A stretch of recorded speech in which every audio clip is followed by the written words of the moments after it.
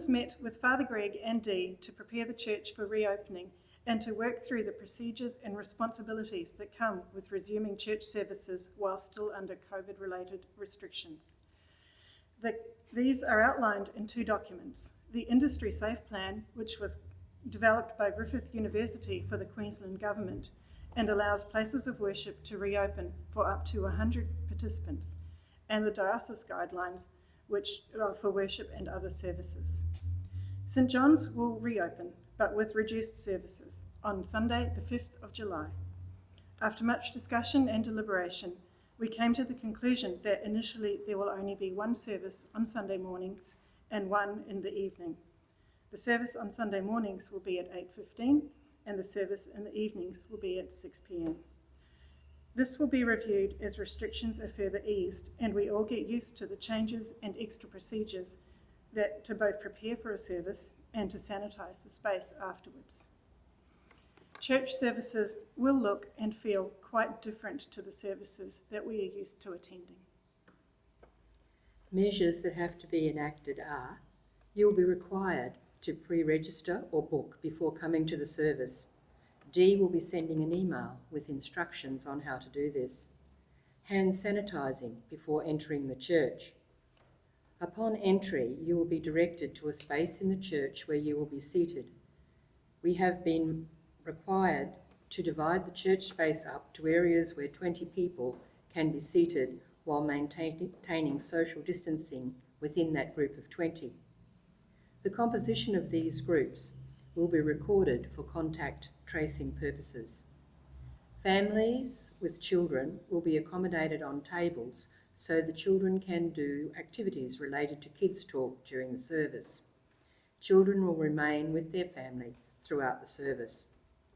Household groups and couples will be seated together where possible. Each pew can accommodate 2 couples or 3 individual people while maintaining appropriate distance.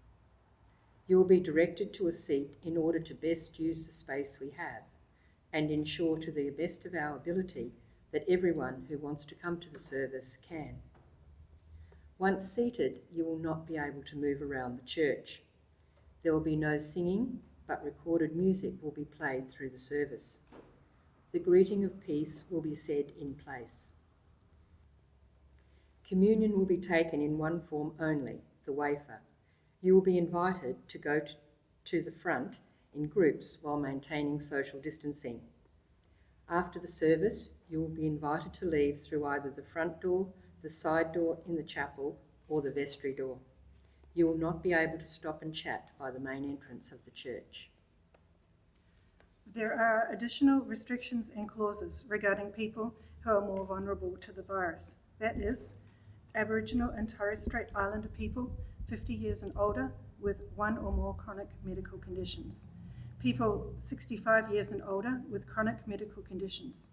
Conditions included in the definition of chronic medical conditions will be refined as more evidence emerges, but the most current list is on the Department of Health website.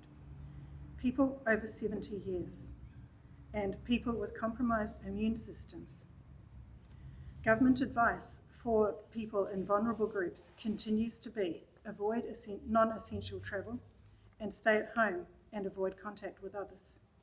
The above information must be communicated to all people who are considering attending any church service or activity. At this stage, people in groups identified as vulnerable cannot be rostered on or volunteer for face-to-face activities. We are to encourage members in our community who are in these high-risk groups to consider staying at home and participating online. These restrictions, which are included in both the Diocese Guidelines and in the Industry Plan, are difficult. The aim is to protect people who are most at risk, which we definitely want to do. Unfortunately, a result of this is that it excludes a large number of people who usually play a very active and supportive role in the church from doing so. Every time there is an update to the guidelines or a change in the restrictions, we check to see if this advice has been changed.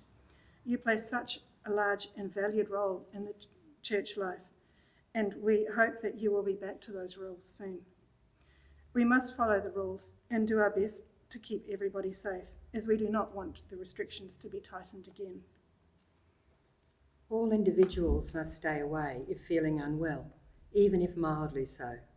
If any attendee displays any cold-like, flu-like symptoms, they must be directed to leave. These changes will feel strange and at times onerous, but it is what we need to do in order to reopen the church. It will be good to gather together while maintaining social distancing and worship God. Please have patience at church, particularly on the first Sunday back, as we try and work out the best ways of doing things while also complying with the large number of guidelines and restrictions that must be followed if we are to reopen at all. A live stream of the service will be set up on the internet for people who can't make it to the morning service. Details of how and where to find this will be sent closer to the time.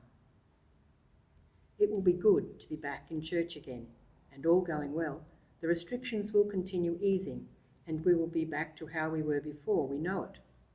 In the meanwhile, we just need to keep going as best we can, encouraging each other, meeting in safe ways, and where we can't meet, joining in using live streaming, video conferencing, and a simple phone call.